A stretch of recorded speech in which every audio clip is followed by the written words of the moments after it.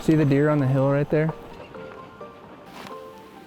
These Arizona Game and Fish biologists are hunting mule deer. Yeah, we got 2 does, a fawn, and a spike. They're not using guns because they're only harvesting data. Let's move. We survey the same routes year after year, and that can let us compare data and give us good trends on what the populations are doing, if they're going up or down. Counting deer is a critical step in determining how to structure the next season of hunts, including how many permits to issue. We get those counts, and then we use some modeling to generate a population estimate from those counts. We also get the male to female ratios and the young to female ratios, so we know how productive those populations are and if they're within those limits that allow us to offer hunting opportunities. We do surveys in a given area every other year, so we're getting counts of that population and doing population modeling every other year for mule deer. Surveys take place on the ground and high above it. One of the best parts of the survey is getting to get out and see your district from the air. As we fly the survey, we'll see the deer out the left or right side, and we'll circle the animals and get the data. So we're on day 2 right now. We have 1 more day left.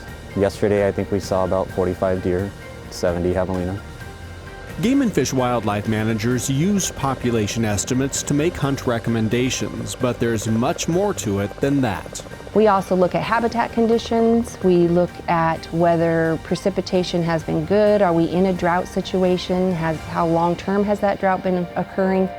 We also monitor the harvest. So the hunter harvest, we send out questionnaires and we get information back from the hunters, and we know what percentage of take is occurring. And all of that feeds back into how we set permit levels for mule deer.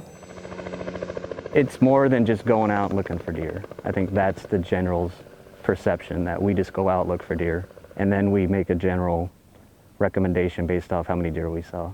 What it really goes down to, the key, is the hunt recommendation process. That process starts with guidelines that are adopted every 5 years. They set the basic parameters for hunts based on science and public input.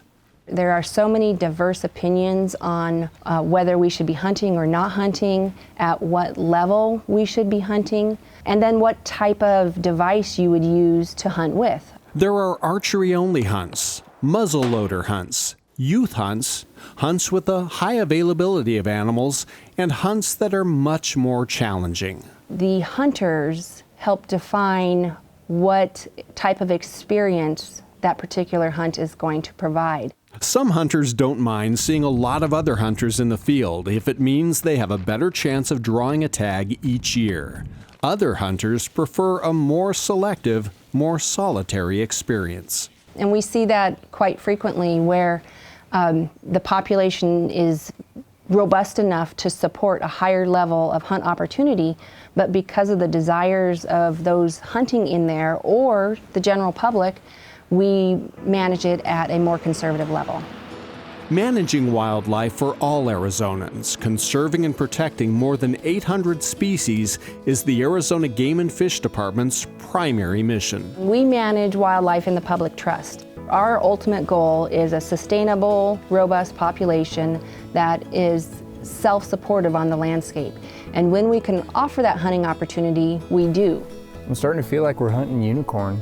The hunt recommendations themselves start with our wildlife manager, who's the person the biologist out on the ground, who knows the most about a particular population or a particular herd in a part of the state. The drought of 2018 prior to the summer monsoon rains was really bad, and I'm afraid we had some pretty significant mortality on our mule deer, and that's one of the main reasons we're out here checking, is to try to document that.